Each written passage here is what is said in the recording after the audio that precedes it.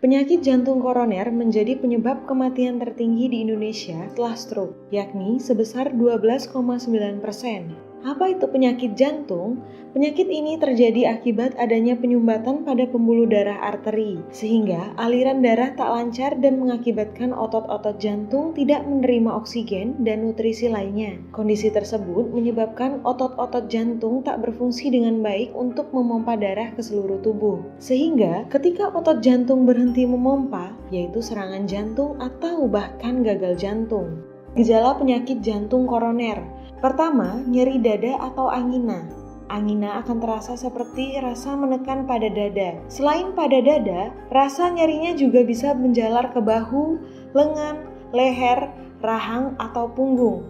Namun, perlu diingat juga tidak semua nyeri dada adalah gejala jantung koroner. Yang kedua, keringat dingin dan mual. Ketika pembuluh darah menyempit, otot-otot jantung akan kekurangan oksigen sehingga menyebabkan suatu kondisi yang disebut iskemia. Iskemia juga dapat memicu reaksi mual dan muntah.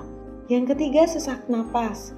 Jantung yang tidak berfungsi normal akan berimbas pada kelancaran pernapasan penderitanya, sehingga membuat Anda rentan mengalami sesak napas. Sesak napas gejala penyakit jantung biasanya mungkin terjadi bersamaan dengan nyeri dada. Penyebab jantung koroner. 1. Rokok. Perokok diprediksi memiliki resiko terkena penyakit jantung koroner 24% lebih besar daripada yang tidak merokok. Kandungan nikotin dan karbon monoksida dalam rokok membuat jantung bekerja lebih berat dari biasanya. Kedua zat tersebut juga meningkatkan resiko terjadinya gumpalan darah di arteri. 2. Kolesterol. Jenis kolesterol yang membuat resiko penyakit jantung koroner meningkat adalah LDL. Karena kolesterol inilah yang memiliki kecenderungan untuk menempel dan menimbun di arteri koroner. 3. Diabetes. Penderita diabetes diprediksi memiliki resiko 2 kali lipat lebih tinggi terkena penyakit jantung koroner. Hal ini diduga karena penderita diabetes memiliki lapisan dinding pembuluh darah yang lebih tebal. Tebalnya dinding arteri koroner bisa mengganggu kelancaran aliran darah ke jantung. 4. Terjadinya penggumpalan darah. Penggumpalan darah atau trombosis yang terjadi pada arteri koroner akan menghambat suplai darah menuju jantung.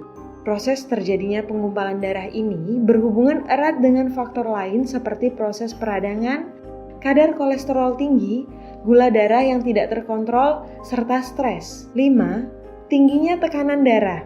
Seseorang dikategorikan memiliki tekanan darah tinggi jika memiliki tekanan sistolik pada kisaran 130 mmHg atau lebih, atau tekanan diastolik 80 mmHg atau lebih.